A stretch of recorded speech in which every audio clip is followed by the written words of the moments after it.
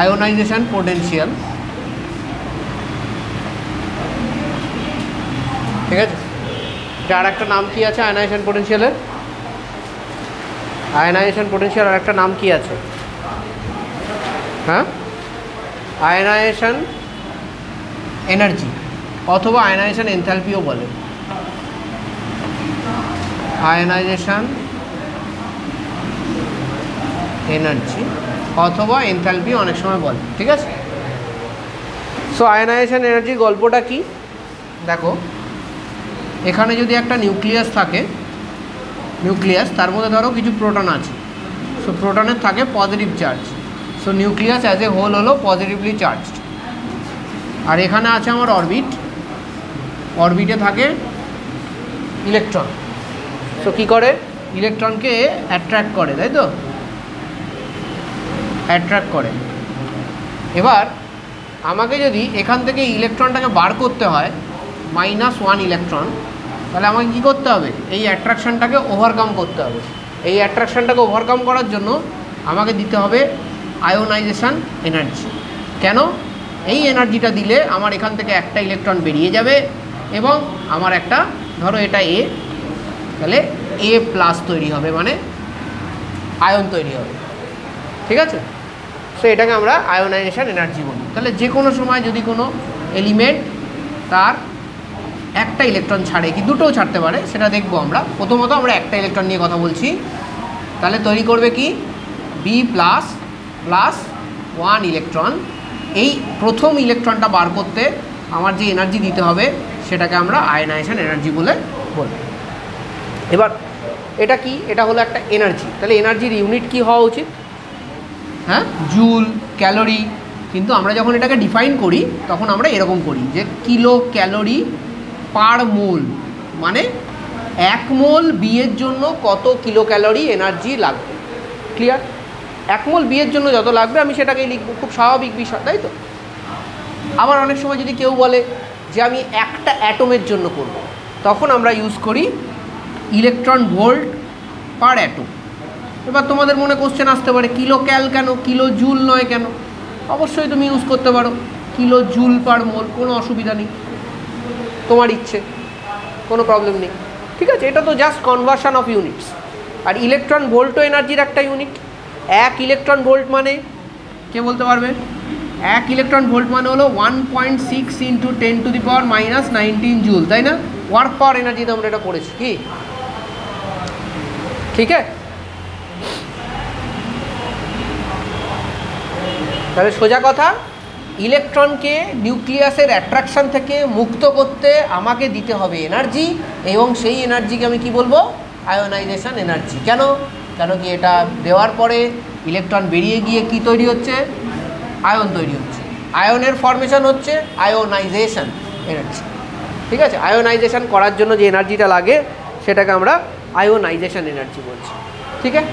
এবার ধরো আমি একটা অ্যাটম নিলাম যার ফাইনাল অরবিটে একটা নয় দুটো ইলেকট্রন আছে, ধরো ম্যাগনেশিয়াম, ধরো ম্যাগনেশিয়াম নিলাম। সো ম্যাগনেশিয়ামের আমরা যদি নর্মাল ইলেকট্রনিক কনফিগারেশন করি, যেগুলো আমরা 9-10-এ শিখে এসেছি, দ্যাট ইজ 282। হ্যাঁ, তাহলে তার কটা ইলেকট্রন আছে লাস্ট অরবিটে? দুটো। তাহলে লাস্ট অরবিটে যদি দুটো ইলেকট্রন থাকে, তাহলে আকাশলীনা বলো আমাকে, প্রথম ইলেকট্রনটা ছাড়বো কি তৈরি হবে? বলো কি তৈরি হবে? বলো। একটা ইলেকট্রন ছেড়েছো, আচ্ছা, ও বলছে একটা ইলেকট্রন ছাড়লে mg প্লাস হবে, ঠিক আছে, আমরা এটা শিখে এসেছি। কিন্তু এটা কেন হবে দেখো, হ্যাঁ বলো।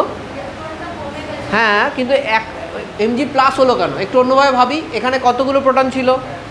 12টা। কতগুলো ইলেকট্রন ছিল? 12টা। 12টা প্লাস 12টা মাইনাস, নিটফল 0। কিন্তু এবার তুমি এর থেকে একটা ইলেকট্রন তুলে নিলে, এবার তোমার কাছে কতগুলো প্লাস আছে? 12টা। প্রোটন তো চেঞ্জ হয়নি, ইলেকট্রন কটা হলো? 12 - 11, নিটফল +1, তাই জন্য এখানে হলো +1, ঠিক আছে। তাহলে এখানে আপাতত ইলেকট্রনিক কনফিগারেশন কি? 281। এইখানে ইলেকট্রন নিতে গিয়ে ডেফিনেটলি আমাকে এনার্জি খরচা করতে হয়েছে। আমি কটা ইলেকট্রন বার করেছি? একটা, ফার্স্ট ইলেকট্রন বার করেছি। সো ফার্স্ট ইলেকট্রন যদি বার করি তাহলে আমার আয়োনাইজেশন এনার্জি যেটা লাগবে সেটা হলো আয়োনাইজেশন এনার্জি 1, ঠিক আছে।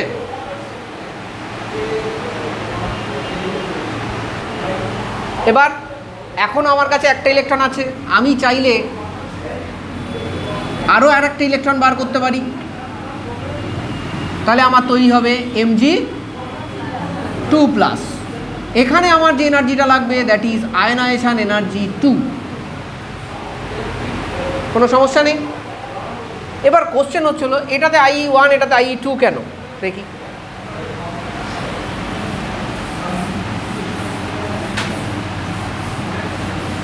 দুটো কেস আমরা একটু আলাদা আলাদা করে আলোচনা করি। এখানে এমজিতে আমরা ফার্স্ট কেসটা যদি নিই, এমজি থেকে হচ্ছে Mg+, এখানে রয়েছে 12টা প্রোটন 12টা ইলেকট্রন, এখানে রয়েছে 12টা প্রোটন 11টা ইলেকট্রন, ঠিক আছে। এখানে আমার দিতে হচ্ছে IE1, ঠিক আছে। এখান থেকে তুমি আবার কি করছো, IE2 দিচ্ছ, দিয়ে তুমি তৈরি করছো Mg2+, যেটাতে আছে 12টা প্রোটন 10টা ইলেকট্রন। এবার দেখো প্রথম কেসটা দেখো, যেখান থেকে তোমাকে একটা ইলেকট্রন বার করতে হচ্ছে, ফার্স্ট কেসটাতে এখানে 12টা প্রোটন 12টা ইলেকট্রনকে অ্যাট্রাক্ট করছে। সেই অবস্থাতে ধরো তোমার কথার কথা 5 জুল পার সে মোল লেগেছে আয়োনাইজেশন এনার্জি। এইবার 12টা প্রোটনের কাছে আছে 11টা ইলেকট্রন, তাহলে 12টা প্রোটন এবার 11টাকে অ্যাট্রাক্ট করে বসে রয়েছে। প্রথমবার আমার কাছে ছিল 5 টাকা, তুমি আমার থেকে 2 টাকা নিয়ে গেছো, আমি কোনো কিছু বলিনি। এবার তুমি আমার কাছে এসছো আরও 2 টাকা নিতে, এবার তো আমি একটু রেজিস্ট করবো নাকি না। সো সিমিলারলি যদি 12টা প্রোটন 11টা ইলেকট্রনকে অ্যাট্রাক্ট করে, সেই অ্যাট্রাকশান অনেক বেশি স্ট্রং হবে দেন দিস ওয়ান, ক্লিয়ার। কারণ কি এফেক্টিভ নিউক্লিয়ার চার্জ এটার উপর বেশি হবে, ঠিক আছে। আগের বার এক একটা ইলেকট্রন এফেক্টিভলি এক একটা প্রোটনের অ্যাট্রাকশান পাচ্ছিল, যদি ডিভাইড করো 12/12, এখানে যদি ডিভাইড করো তাহলে কি আসবে সেটা ভেবে দেখো, 12/11, মোর দ্যান 1, ঠিক আছে। তার মানে ডেফিনেটলি তাহলে এটার থেকে তো বেশি হবে, ধরো এটা হলো 5.1। তাহলে এখান থেকে আমি কি জানছি, যে কোনো এলিমেন্টের ionisation energy 1 will be less than ionisation energy 2। যদি সেটা ট্রাইভ্যালেন্ট মেটাল হয় লাইক অ্যালুমিনিয়াম, তাহলে আয়োনাইজেশন এনার্জি 3 কিন্তু আরও বেশি হবে। এবং আয়োনাইজেশন এনার্জি 3টা এতটাই বেশি হয় যে বেশিরভাগ কেসে ট্রাইভ্যালেন্ট আয়ন তৈরি হয় না। অ্যালুমিনিয়ামের যে ট্রাইভ্যালেন্ট আয়ন এখনই আলোচনা করে দিচ্ছি, তোমরা জানো অ্যালুমিনিয়ামের ভ্যালেন্সি কত, 2,8,3, এটা তো জানো। তাহলে তোমরা অনেক সময়তেই লিখে থেকেছো -3 electron, so it will be Al3+, ঠিক আছে। কিন্তু নর্মালি Al3+ ফর্মেশনই হয় না, ঠিক আছে। এবার বলতে পারো ফর্মেশন হয় না, তাহলে অ্যালুমিনিয়াম ক্লোরাইড কী করে তৈরি হলো? হ্যাঁ, aluminium chloride is not an ionic compound, it is a covalent compound, ঠিক আছে। এখানে কিন্তু তাহলে কি অ্যালুমিনিয়াম ক্লোরাইড আয়নিক কোনোভাবে হবেই না? হতে পারে, কোথাও হবে, দেখ বলে দিচ্ছি আমি তোমাকে। এই Al3+, এই যে প্রসেসটা, তোমাকে যদি AlCl3 আয়নিক তৈরি করতে হয় তাহলে তোমাকে Al3+ তৈরি করতে হবে, কারণ আয়নিক কম্পাউন্ডে কি থাকে, প্লাস মাইনাস। তাহলে তোমাকে প্লাস তৈরি করতে হবে, তবে গিয়ে তুমি Al3+ পেলে তুমি এই কম্পাউন্ডটা পাবে, না হলে তুমি পাবেই না। তাহলে আমি কী করে পাবো এই কম্পাউন্ডটা? আমি কি ফান্ডা লাগাবো এখানে আমি যেখানে পাবো? সো আমি কি করব, আমাকে Al3+ পেতে হবে, তাহলে আমাকে প্রচুর পরিমাণ এনার্জি দরকার, আমি অত এনার্জি দিতে পারছি না। তখন আমি কি করব, এই টোটাল প্রসেসটা জলের ভেতর করব। জলের ভেতর করলে সুবিধা কি হয়, এই যে Al3+টা তৈরি হয়, এটা জলের ভেতর AlH2O হাইড্রেটেড হয়ে যায়, জল অ্যালুমিনিয়াম 3+কে ঘিরে ধরে। আর এই যে টোটাল প্রসেসটা হয়, এই প্রসেসটাতে প্রচুর এনার্জি বেরোয়, প্রচুর এনার্জি বেরোয়। এই এনার্জিটাকে আমরা হাইড্রেশন এনার্জি বলি। কি এনার্জি? হাইড্রেশন এনার্জি বলি।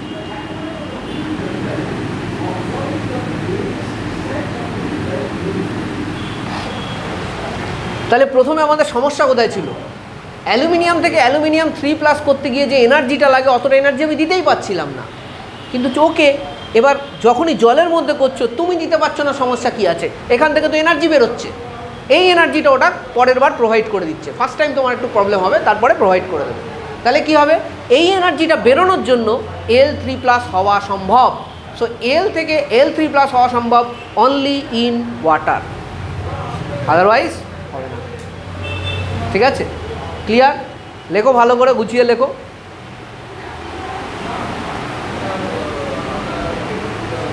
এরপর আমরা পড়ব factors affecting ionisation energy.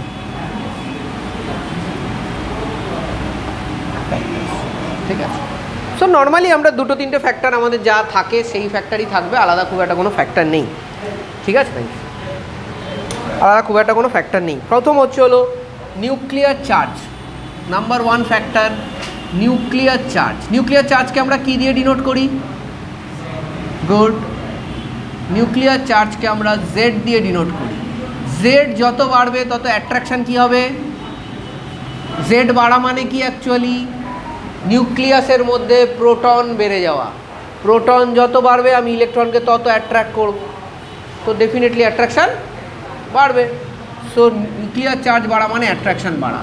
Proton যত ইলেকট্রনকে অ্যাট্রাক্ট করবে আমার পক্ষে তত ডিফিকাল্ট হয়ে যাবে ইলেকট্রন তোলা, তাহলে আয়নাইজেশন এনার্জি আমাকে বেশি দিতে হবে। তাহলে অ্যাট্রাকশান বাড়লে আয়নাইজেশন এনার্জি বাড়বে।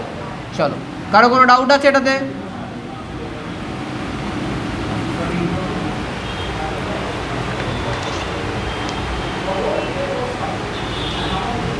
চলো নেক্সট চাই আমরা।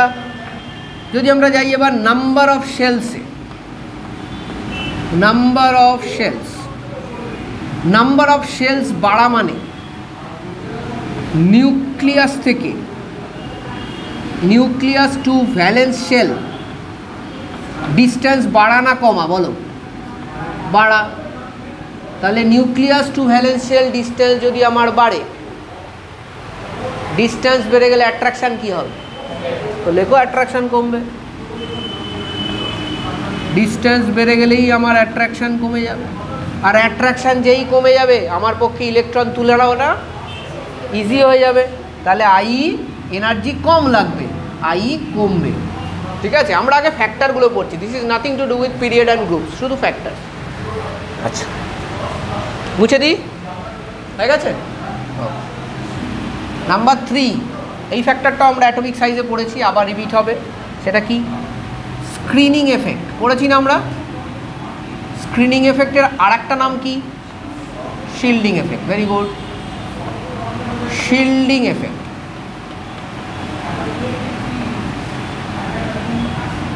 তো শিল্ডিং এফেক্ট কি? যত তোমার ইন্টারমিডিয়েট ইলেকট্রন থাকবে, মানে ভ্যালেন্স শেল আর নিউক্লিয়াসের মাঝখানে যদি আরও ইলেকট্রন থাকে, তাহলে আমার কি হবে? আমি ওই একদম বাইরের যে ভ্যালেন্স শেলের ইলেকট্রনটা আছে ওটাকে বেশি অ্যাট্রাক্ট করবো না, 1 নম্বর। 2 নম্বর হলো মাঝখানের ইলেকট্রনগুলো ওই ইলেকট্রনকে আরও রিপেল করবে। তার মানে আলটিমেটলি ভ্যালেন্স ইলেকট্রনগুলো অ্যাট্রাকশান পাবে না? পাবে না। আরামসে ভাবো, আরেকবার নিউক্লিয়াস রয়েছে, মাঝখানে ইলেকট্রন চলে এসছে, তারপরে আরও ইলেকট্রন আছে যেগুলো ভ্যালেন্স ইলেকট্রন। মাঝখানে ইলেকট্রন যদি বেড়ে যায় তাহলে আমি মাঝখানে ইলেকট্রনগুলোকেও অ্যাট্রাক্ট করব, আবার ওপাশেরগুলোকেও করব। হ্যাঁ, তাহলে যদি মাঝখানে ইলেকট্রন না থাকতো তাহলে আমি শুধু ওই ভ্যালেন্সটাকেই করতাম, কিন্তু এখন তো মাঝখানে ইলেকট্রন আছে, তাহলে কি আমি শুধু ভ্যালেন্সকে করব? করব না। তাহলে ভ্যালেন্স ইলেকট্রনের উপর অ্যাট্রাকশান বাড়লো না কমলো? কমলো। অ্যাট্রাকশান যদি কমে তাহলে কি তুমি আবার ডিসাইড করেছো ইলেকট্রনটাকে তুলবে? আমার তো খুব একটা অ্যাট্রাকশানই নেই ইলেকট্রনের প্রতি, তুমি আরামসে তুলতে পারবে। তাহলে আয়নাইজেশন এনার্জি কম লাগবে না বেশি লাগবে? তাহলে আয়নাইজেশন এনার্জি কমবে। তাহলে আমরা কি শিখলাম? যদি স্ক্রিনিং এফেক্ট বাড়ে তাহলে অ্যাট্রাকশান কী হবে? অ্যাট্রাকশান টুয়ার্ডস ভ্যালেন্স ইলেকট্রন কী হবে? কী হবে? কমবে? কমবে। গুড। কমলে কী হবে? কমলে কী হবে? আয়নাইজেশন এনার্জিও কমে যাবে। সিম্পল। স্ক্রিনিং এফেক্ট সব থেকে পুয়ার কার? এফ এসের স্ক্রিনিং এফেক্ট সব থেকে ভালো, তারপরে পি, তারপরে ডি, তারপরে এফ, ঠিক আছে? এস সব থেকে বেশি স্ক্রিন করবে, ঠিক আছে? মানে মাঝখানে যদি এস থাকে আমি তো ওইদিকে দেখবই না, কিন্তু মাঝখানে যদি এফ থাকে তাহলে আমি ওদিকেই দেখবো, এফের দিকে দেখবো না। তখন কি হবে, আমি ওই বাইরের ইলেকট্রনকে বেশি বেশি অ্যাট্রাক্ট করব, তখন সাইজ ছোট হয়ে যাবে, আয়নাইজেশন এনার্জি বেড়ে যাবে। ক্লিয়ার? চলো নেক্সট, এটাও সেমি, এখানে একইবারে লিখে রাখতে পারো, তবু আমি আর এখানটা করে দিচ্ছি, দাঁড়াও। নেক্সট বলে এটাকে পেনিট্রেশন অফ সাবশেল, যদিও জিনিসটা মোরাললেস সেম, পেনিট্রেশন অফ সাবশেলস। এবার এটা বুঝি, what is penetration of subshell, কারণ এটা থেকে স্ক্রিনিং এসছে। পেনিট্রেশন মানে কি, কোন অরবাইটাল অথবা কোন সাবশেল, মানে এস, পি, ডি, এফ, কে আমাদের কাছে, মানে আমি কে, নিউক্লিয়াস, ঠিক আছে? নিউক্লিয়াসের কাছে বেশি অ্যাট্রাক্টেড হবে, যার এস, কেন এস গোল হয়, ইলেকট্রন ডেন্সিটি একটা জায়গায় কনসেন্ট্রেটেড থাকে, তাই জন্য ওটাকে আমি বেটার অ্যাট্রাক্ট করি। তারপরে আসবে কে, পি, তারপরে ডি, তারপরে এফ। তাহলে আমার নিউক্লিয়াসের কাছাকাছি পেনিট্রেট হয়ে কোন অরবাইটাল থাকবে, এস। তাহলে এস এর পেনিট্রেশন সব থেকে বেশি, তারপরে পি, তারপরে ডি, তারপরে এফ। আর এর পেনিট্রেশন বেশি বলে এ আমার সামনে থাকে, আর এ আমার সামনে থাকলে আমি অন্যদিকে তাকাবোই না, তাই জন্য কি হয়, এস এর স্ক্রিনিংও বেশি। পেনিট্রেশন বেশি বলেই স্ক্রিনিং বেশি, আলাদা কিছু না, ঠিক আছে? ওকে, হয়ে গেল। নেক্সট, স্টেবল ইলেকট্রনিক কনফিগারেশন, ঠিক আছে? স্টেবল ইলেকট্রনিক কনফিগারেশন, এটা খুব ইম্পর্টেন্ট জিনিস। স্টেবল ইলেকট্রনিক কনফিগারেশন, যদি কারো স্টেবল আচ্ছা আগে লিখে নাও,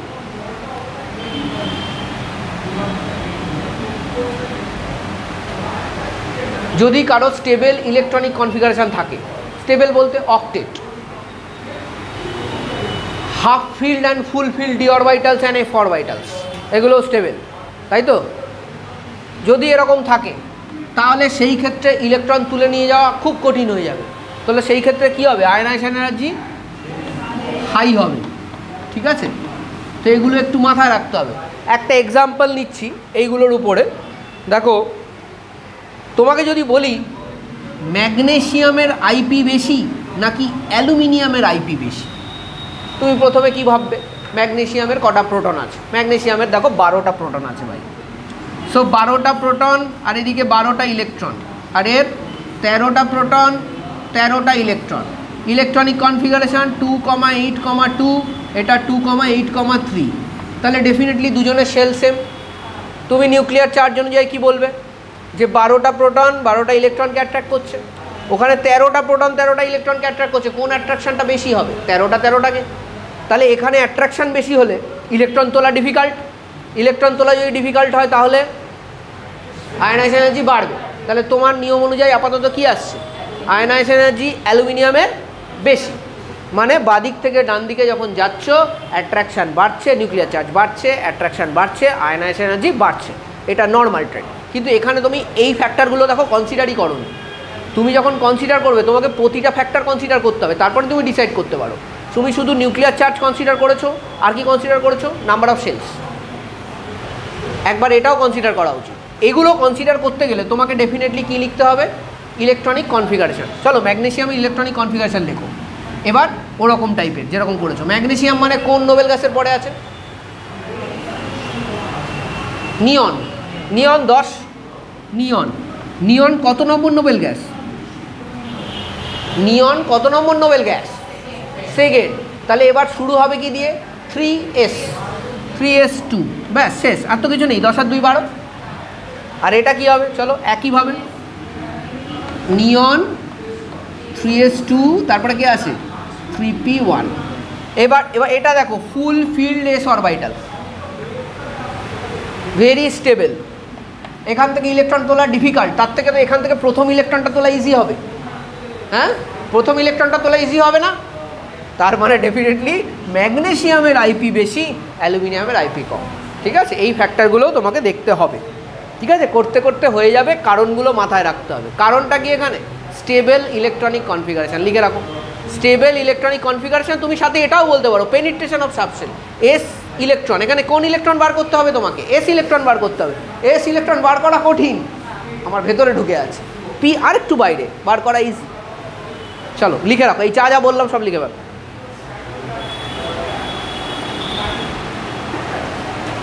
তো আমি কি করব, কয়েকটা ডেটা লিখব। সোডিয়াম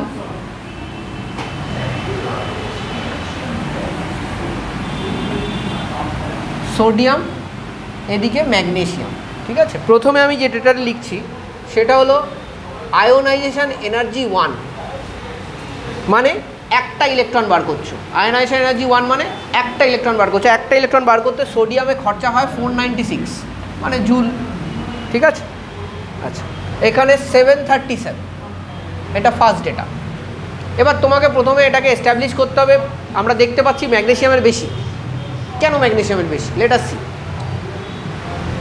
ম্যাগনেসিয়ামের কেন বেশি, মানে সোডিয়ামের থেকে ম্যাগনেসিয়ামের কেন বেশি, এটা হলো আমাদের প্রশ্ন, ঠিক আছে। সো দেখো, আমরা এখানে একটা জিনিস যদি জাস্ট বার করতে যাই, কেন, ভেরি ইজি। কেন কি সোডিয়ামের কটা ইলেকট্রন? 11টা, 281, 3 নম্বর পিরিয়ডে আছে। এ কত 282, ক নম্বর পিরিয়ডে আছে? 3টে সেল, তো 3 নম্বর পিরিয়ডে আছে। সো দুজনের period number same. Nuclear charge কার বেশি? ম্যাগনেসিয়াম। তো নিউক্লিয়ার চার্জ অনুযায়ী কার বেশি হওয়া উচিত? ম্যাগনেসিয়ামের। তো এখানে নিউক্লিয়ার চার্জ দিয়ে হয়ে যাবে, that is okay, just Z compare করলেই হয়ে যাবে। এবার তুমি বলতে পারো পেনিট্রেশন কেন কম্পেয়ার করবো না? আচ্ছা, করে দেখো কি হয়। এটা কি আসছে, এটা কিছুক্ষণ আগে করলে নিয়ন 3s1, তাই তো? এটা কি নিয়ন 3s2। তুমি বলো কোনটা বেটার হবে? স্টেবল ইলেকট্রনিক কনফিগারেশন, তাই না? স্টেবল ইলেকট্রনিক কনফিগারেশন, তো ডেফিনেটলি এটার বেশি হবে আয়নাইজেশন এনার্জি, তাই জন্য এটার বেশি। তো এটাতে কোনো ঝামেলা নেই, কিন্তু কিছু কিছু কেসে ঝামেলা আসবে, ঠিক আছে। আচ্ছা, এবার আমরা লিখবো এটার IE2 4563, IE2 4563 অনেক বেড়ে গেছে, কিন্তু এটা অতটা বাড়িনি। এটা কত আছে দেখি? 1450। এবার যদি কেউ জিজ্ঞেস করে এবার কমে গেল কেন, একটু ভাবো। এখানে Na থেকে কি তৈরি হয়েছিল? Na প্লাস তৈরি হয়েছিল, এটা Mg প্লাস হয়েছিল, ঠিক আছে।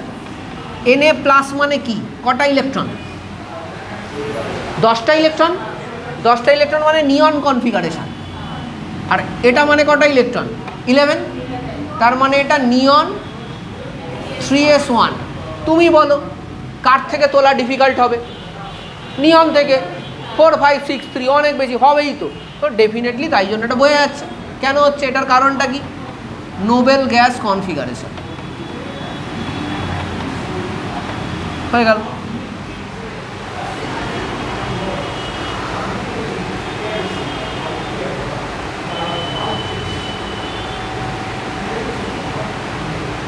আচ্ছা, এবার দেখো আরেকটা ডেটা নিচ্ছি, হয়ে গেল এটা। সেটা হচ্ছিল, আমরা জানলাম যে Na প্লাস থেকে যখন Na2 প্লাস হয় তখন 4563 হলো আমার IP, জেনেছি। কিন্তু নিয়ন, এটা কি কনফিগারেশন? নিয়ন। তো নিয়ন থেকে যদি নিয়ন প্লাস করতে যাও মাত্র 2080 লাগবে। কেন?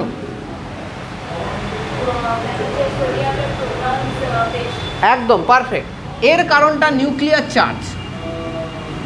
সোডিয়ামের প্রোটন বেশি, বাকি তো ইলেকট্রনে কোনো চেঞ্জ নেই, দুজনের ইলেকট্রন তো সেম। তাহলে ইলেকট্রন দিয়ে কম্পারিজন করবোই না, আমি কি দিয়ে কম্পেয়ার করবো? প্রোটন দিয়ে কম্পেয়ার করবো। প্রোটন সোডিয়ামের বেশি, অ্যাট্রাকশন বেশি, আয়নাইজেশন বেশি, মানে আয়নাইজেশন এনার্জি বেশি, ঠিক আছে। হাইয়েস্ট ফার্স্ট আয়নাইজেশন পোটেনশিয়াল কার হয়? হাইয়েস্ট IE1 করেছো, এটা জানা অ্যাটলিস্ট ICSE বোর্ড যারা ছিলে। হাইয়েস্ট IE1 হয় হিলিয়ামে, তাই তো?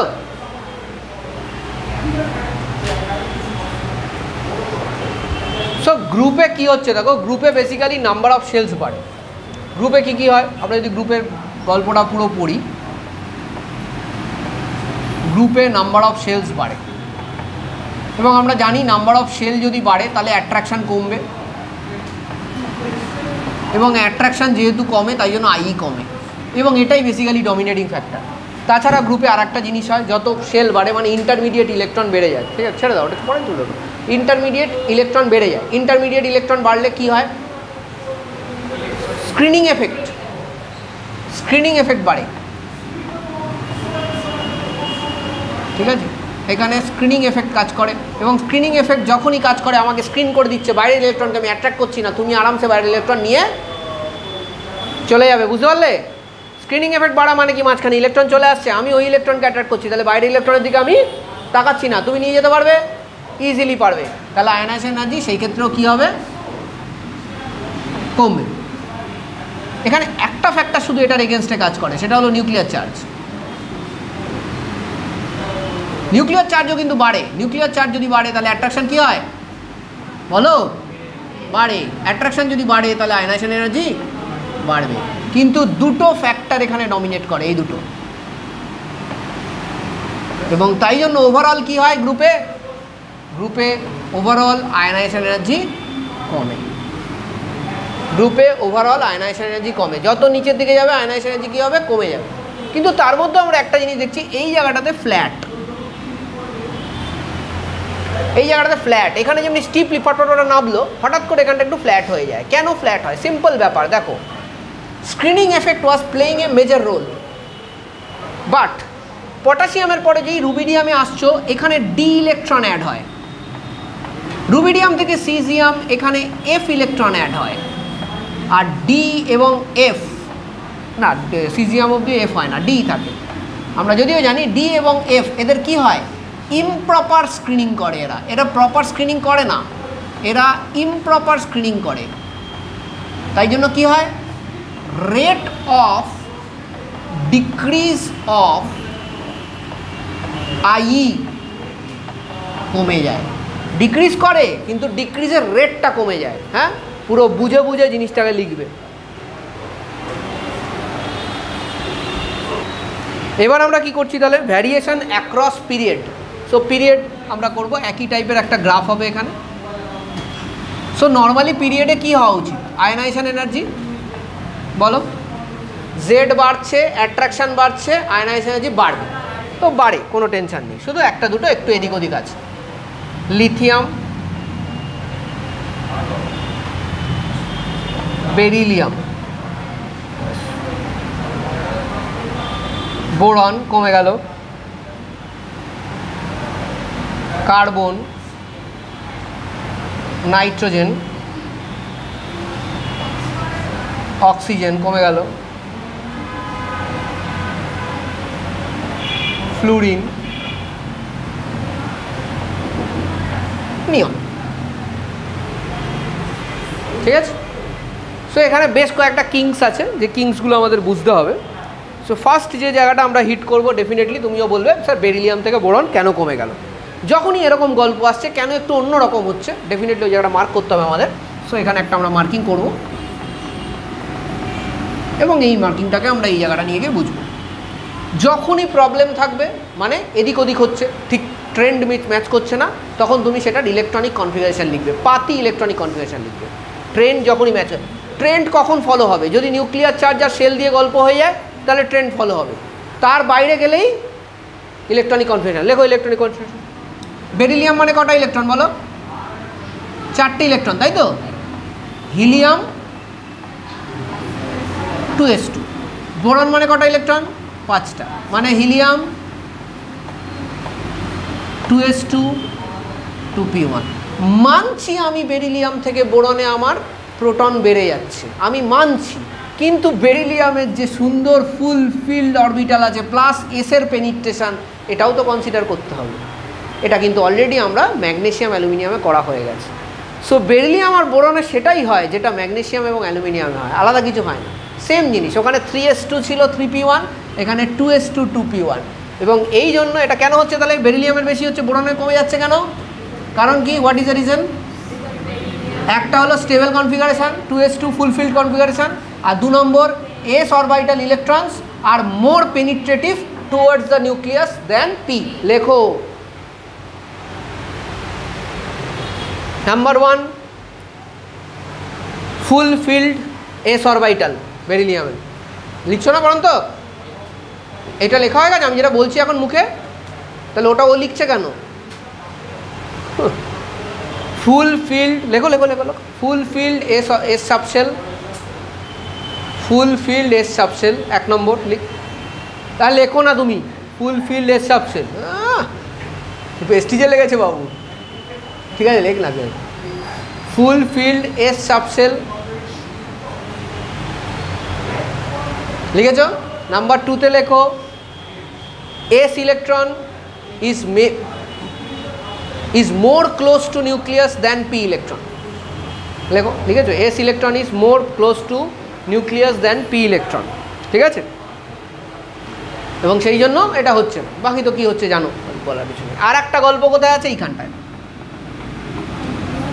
তো এখানেও বোঝা যাচ্ছে না, বোঝা না গেলেই আমায় কি করতে হবে, কনফিগারেশন লেখো। নাইট্রোজেনের চলো, নাইট্রোজেন মানে 7টা ইলেকট্রন, মানে হিলিয়াম, তারপরে 2s2, তারপরে 2p3, অক্সিজেন মানে 8টা, helium 2s2 2p4.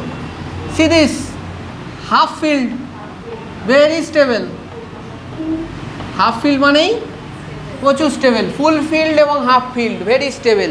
তাহলে হাফ লেখো, half filled P subshell, hence nitrogen is very stable, ঠিক আছে না, hence it is a stable configuration, half filled p subshell, hence it is a stable configuration, লিখেছো half filled p subshell, hence it is a stable configuration.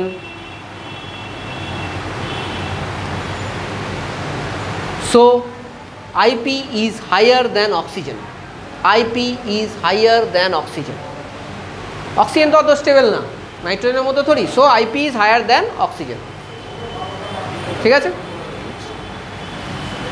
আর একটা জিনিস যেটা আমরা এবছর add করেছি, আগে তো কাউরি ছিল না, এটা অ্যাক্রস ডি ব্লক, তাই না, আমরা সাইজেও দেখবে অ্যাক্রস ডি ব্লক নিয়ে আলোচনা করেছি, তো ডেফিনেটলি আমাদের আইপিতেও অ্যাক্রস ডি ব্লক নিয়ে আলোচনা করতে হবে। সো দেখো ডি ব্লক মানে পিরিয়ড অনুযায়ী যাবো, সো পিরিয়ড অনুযায়ী যদি যাও তুমি, জেড বাড়ে, জেড বাড়লে অ্যাট্রাকশান বাড়ে, এবং অ্যাট্রাকশান বাড়লে আইপি বাড়ে, এটা কোনো ইয়ে নেই, এবং আইপি বাড়বে। হাওয়েভার লেখো, however increase is very less, কী হয় এখানে, increase of IP is very less. এটা কেন হয় দেখো, ডি ব্লকে যত তুমি এদিকে যাচ্ছ, কোন দিকে, লেফট টু রাইট, ডি ব্লকে যত তুমি left to right of the period যাচ্ছ, তত তোমার কি হবে, ডি ইলেকট্রন অ্যাড হচ্ছে, ডি ইলেকট্রনস গেট অ্যাডেড, তাই তো। আর আমরা ভালো মতো জানি ডি ইলেকট্রন পুয়ার শিল্ডিং করে, আর যখনই পুয়ার শিল্ডিং করবে তখন কি হবে, পুয়ার শিল্ডিং, ভালো শিল্ডিং করছে না, বাট শিল্ডিংও তো একটা বড় এফেক্ট ছিল, কিন্তু যদি ভালো শিল্ডিং না হয় তাহলে এই যে আইপির যে ট্রেনটা অতটা ভালো ফলো হবে না, তাই জন্য কি হচ্ছে, increase is very less, increase হবে বাট ইনক্রিজটা অতটা বেশি হবে, ঠিক আছে।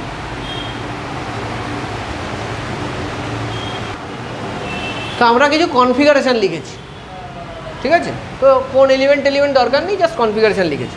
কোশ্চেন হচ্ছে হলো এই ABCDর মধ্যে কার IE1 হায়েস্ট, IE1 কার হায়েস্ট, হায়েস্ট IE1 কার, বলো, সোজা তো নাকি না, কার IE1 সব থেকে বেশি হবে, কেন এই কেন, আমার তো মনে হয় সি হবে, সি ইজ নোবেল গ্যাস, তাই না, তাহলে হাইয়েস্ট IE1 হবে সি, ঠিক আছে। নেক্সট কি জিজ্ঞেস করেছে, IE2 কার হাইয়েস্ট, আরামসে IE2 কার হাইয়েস্ট আমরা কি করে বার করব, IE2 মানে হচ্ছে হলো প্রথম ইলেকট্রনটা ছেড়ে দেওয়ার পরে কে স্টেবল হচ্ছে, তাহলে সবার যদি একটা করে ইলেকট্রন সরিয়ে দাও, দেখো এর একটা ইলেকট্রন সরালে নিয়ন হয়ে যাচ্ছে, তার মানে এর থেকে আর একটা ইলেকট্রন সরানো খুব কঠিন, তাহলে IE2 হাইয়েস্ট হবে কার, বি, মারো, ঠিক আছে। নেক্সট IE3 কার হাইয়েস্ট, IE3 কার হাইয়েস্ট, কী করে করবো, এখানে দুটো নিয়ে গেলে কি হবে, দেখো এটাতে দুটো নিয়ে গেলে কি হবে, শুধু নিয়ন, নোবেল গ্যাস, 3 নম্বর বাড়ি করতে পারবে না এ, ঠিক আছে। এইভাবে তোমাকে অ্যানালিসিস করে কোশ্চেনগুলো করতে হবে, খুব সোজা জিনিস, থিওরি যদি ঠিকঠাক পড়া থাকে, কনসেপ্ট ক্লিয়ার থাকলে কোনো অসুবিধা হবে না। ঠিক আছে, question number 2, A B C এগুলোর IE1 এবং IE2 দেওয়া আছে। দেখি আগে ভ্যালুগুলো লিখি আমরা। 2372 দিয়েছে 5251। ওকে, নেক্সট 420 7300, তারপরে 900 1760। ও ডিও দিয়েছে, 1680, ডি হচ্ছে 1680 3380। কী কী জিজ্ঞেস করেছে দেখি। জিজ্ঞেস করেছে এর মধ্যে রিঅ্যাক্টিভ মেটালকে,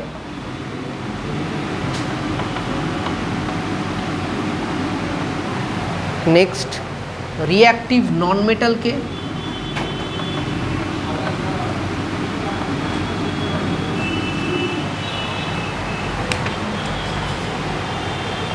ওকে, নোবেল গ্যাসকে,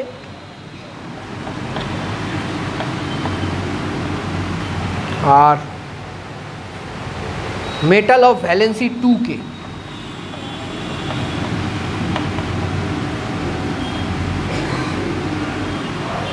চল একটা একটা করে দেখি আমরা। রিঅ্যাক্টিভ মেটাল মানে কি? রিঅ্যাক্টিভ মেটাল মানে আয়নাইজেশন পোটেনশিয়াল কম হবে, সোজা কথা। এর মধ্যে কোনটার আয়নাইজেশন পোটেনশিয়াল সব থেকে কম বলো? IE1 দেখবে, শুধু 2 দেখতে বলেনি তো তো। হ্যাঁ, বি, তাহলে reactive metal B. Ionisation potential কম মানে ইজিলি ইলেকট্রন ছেড়ে দেবে, ব্যাস, তাহলে বি হবে মেটাল, আর কে হবে? নেক্সট কোশ্চেন কি বলেছে? Reactive non মেটালকে। এবার নন মেটাল কারা হয়? যাদের আয়নাইজেশন পোটেনশিয়াল বেশি হয়। কে? এ। নোবেল গ্যাস কে? নোবেল গ্যাস মানে তার নোবেল গ্যাস মানে আয়নাইজেশন পোটেনশিয়াল বেশি হবে। তাহলে এখানে তো একটা মুশকিল হয়ে গেল, কোনটা নেব? কিন্তু আমরা জানি নন মেটালের থেকেও নোবেল গ্যাসের আয়নাইজেশন পোটেনশিয়াল বেশি হবে। তাহলে আমাদের একটা ছোট্ট মিস্টেক হয়ে গেছে এখানে। এটা তাহলে আমরা নেব ডি, তাই তো, আর এটা নেব এ। তো কোশ্চেন দেখে সেই অনুযায়ী আমরা করলাম। আচ্ছা, নেক্সট কি বলেছে? মেটাল অফ ভ্যালেন্সি 2 মানে একটা ইলেকট্রন ছাড়ার পরেও মোটামুটি ইজিলি আর একটা ইলেকট্রন ছেড়ে দেবে, মিস্টার সি, তাই তো। 900-তে ছাড়বে, তারপরে আর কাছাকাছি আছে, খুব একটা দূরে নেই, তো দুটো ছাড়তে পারবে। সো এটা হবে সি।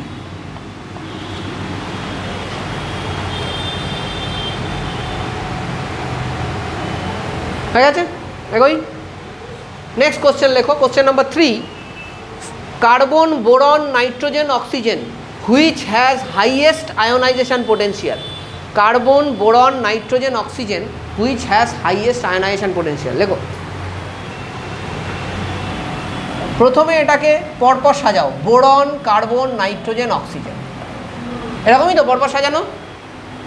তাহলে এরা একই পিরিয়ডে আছে সবাই, তোমরা জানো এরা সব সেকেন্ড পিরিয়ডে আছে, দুটো দুটো করে সেল, তাই তো। সো সবার দুটো দুটো করে সেল মানে একই পিরিয়ডে আছে। একই পিরিয়ডে থাকলে নর্মালি আয়নাইজেশন পোটেনশিয়াল কী হওয়া উচিত ছিল? বাড়া উচিত ছিল।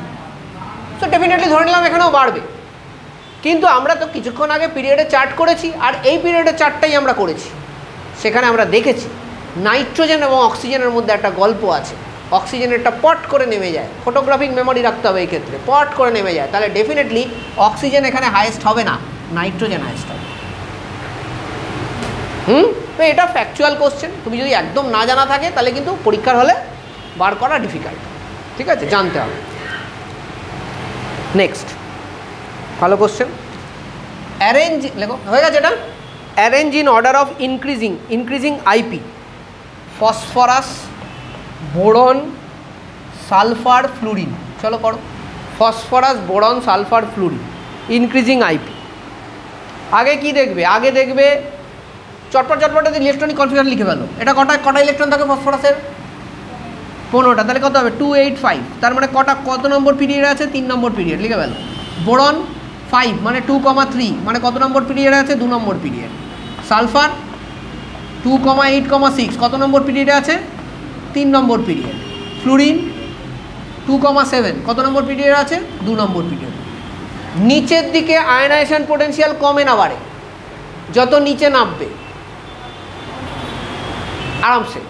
শেল বাড়ে, শেল বাড়লে অ্যাট্রাকশান কমে, কমলে আয়নাইজেশন এনার্জি কমে। তাহলে নিচেরগুলোর আয়নাইজেশন পোটেনশিয়াল কম থাকবে। তাহলে কাদের কম থাকবে? ফসফরাসের কম থাকবে, সালফারের কম থাকবে। তো ফসফরাস আর সালফারটা আমি আলাদা করে লিখলাম, এদের কি হবে? কম হবে।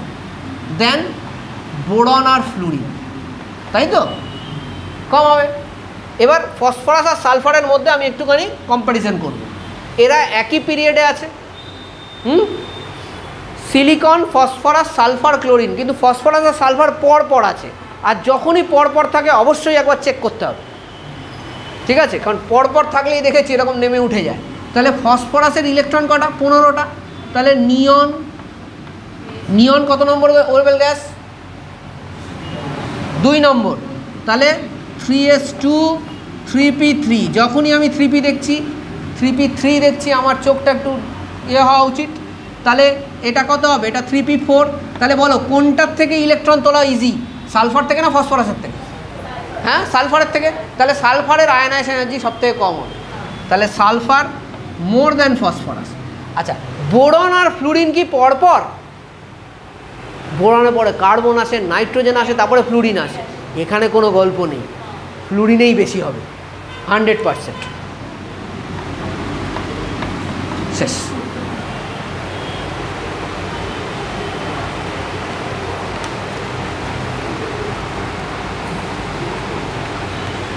ঠিক আছে? আচ্ছা, আজকের লাস্ট কোশ্চেন আয়নাইজেশন পোটেনশিয়ালের, মুছে দিলাম। দেখো কত নম্বর? 5 নম্বর। এটা 1s2 2s2 2p3, 1s2 2s2 2p6 3s1, 1s2 2s2 2p6, 1s2 2s2 2p5। Question দেখো কি বলেছে। প্রথমে বলেছে এদের মধ্যে সব থেকে কম আইপি কার হবে। কি করে ডিসাইড করবে আইপি কম কার হবে? যে কোনো ট্রেন্ড চেক করার জন্য ফার্স্টে কি দেখতে বললাম? শেল। কার শেল সব থেকে বেশি এখানে? কোনটার নাম্বার অফ শেল সব থেকে বেশি? হ্যাঁ, সেকেন্ডেরটা। তাহলে এটা লোয়েস্ট আইপি, আর দেখতে হবে না, ডাইরেক্ট মারো। অন্যগুলো তো থার্ড পিরিয়ডে আসছেই না। নেক্সট বলেছে which of this following is very stable. Very stable মানে কি? Noble gas. কোনটা noble gas? Third. Noble gas configuration মানে p6। তাহলে এটা হলো ভেরি স্টেবল। নেক্সট জিজ্ঞেস করেছে রিঅ্যাক্টিভ নন মেটাল। রিঅ্যাক্টিভ মানে কি? দেখো দুজনই নন মেটাল। তুমি যদি এমনি ভেবে দেখো, নাইট্রোজেন এটা, আর এটা হলো তোমার বোধহয় ফ্লুরিন, দুজনই নন মেটাল। রিঅ্যাক্টিভ মানে কি? যে বেশি রিঅ্যাক্ট করবে। বেশি রিঅ্যাক্ট কে করবে? যে স্টেবল না। তাহলে স্টেবল কে? p3। তাহলে বেশি রিঅ্যাক্ট করবে না। তাহলে বেশি রিঅ্যাক্ট কে করবে? এটা রিঅ্যাক্টিভ।